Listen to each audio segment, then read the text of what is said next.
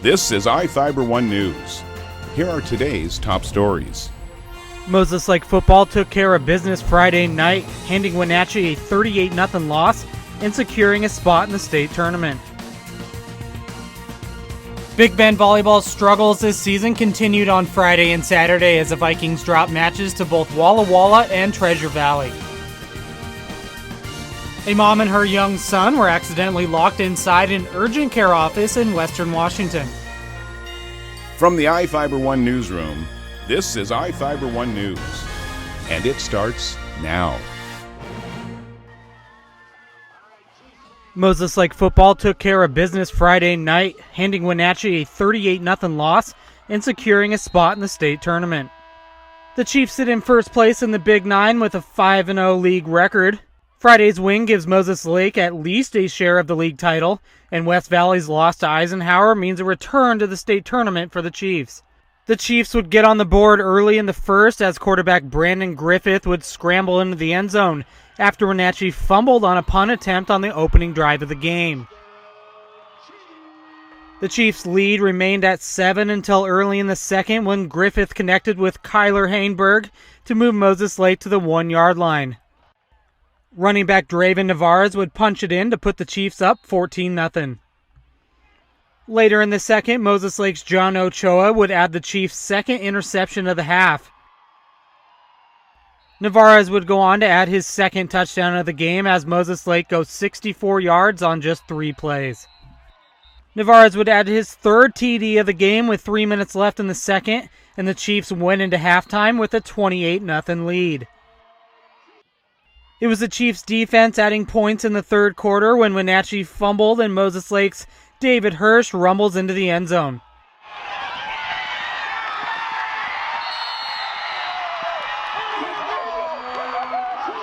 The Chiefs would add a 33-yard field goal in the fourth, and the Moses Lake D would secure the shutout as time expired. Moses Lake finishes the regular season next Friday at West Valley for a chance to lock up the league championship. This is Joe Utter for iFIBER 1 Sports.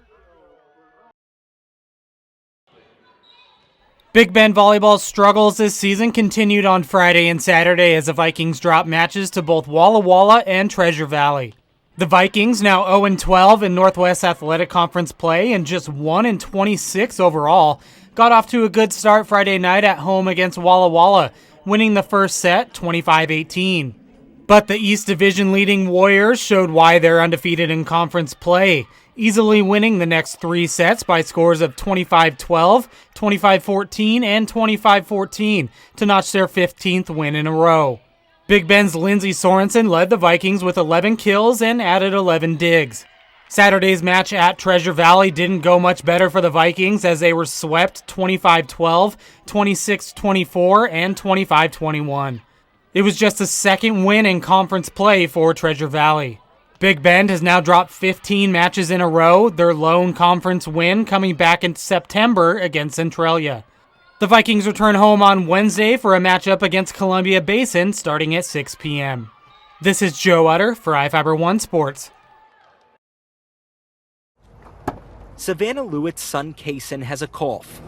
Yeah. That's what brought the 4-month-old and his mom to multi-care urgent care Thursday evening. And I was parked right straight down where Staff brought them to an exam room where a nurse took Kaysen's vitals around 7:30. And she said, he will be in 5 to 10 minutes with the doctor. But almost 40 minutes later, they were still alone in that room. That's when I was like, that's quite a while. I've been waiting. And I was like, I'm going to check. And when I opened the door, I knew, and I started crying. Savannah found the urgent care empty.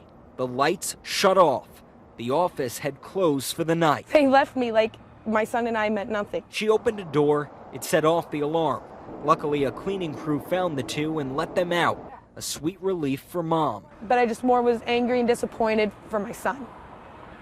He was the priority, not me, him. After all that, Kaysen never got treatment. I had to pull over twice on the way home last night because he was screaming so horribly bad in the car, crying. Multicare apologized in a statement to Como, saying protocols weren't followed and they'll investigate why that happened. Savannah has always seen Multicare doctors. She says they've been like family, but this can't happen again. Because the feeling I felt and how scared and alone, like I couldn't do anything. I don't want somebody to ever go through that feeling. It was horrible. Pretty good start to the week, but by the weekend we could see some rain. Hi, Jeff Slakey taking a look at the basin's forecast for iFIBER 1 News. Low 60s and partly cloudy skies for your Monday, and maybe a little bit of rain during the overnight into Tuesday, where we're going to be again at about 62. Rain Wednesday, about 1/3 of an inch likely. More rain on Thursday, with temperatures near 60 degrees. That 60-degree mark lasts until the weekend with off and on rain. For iFIBER 1 News, I'm Jeff Slakey. This is iFIBER 1 News. For more information on these stories and other news, visit us online at iFiber1.com or check us out on Facebook.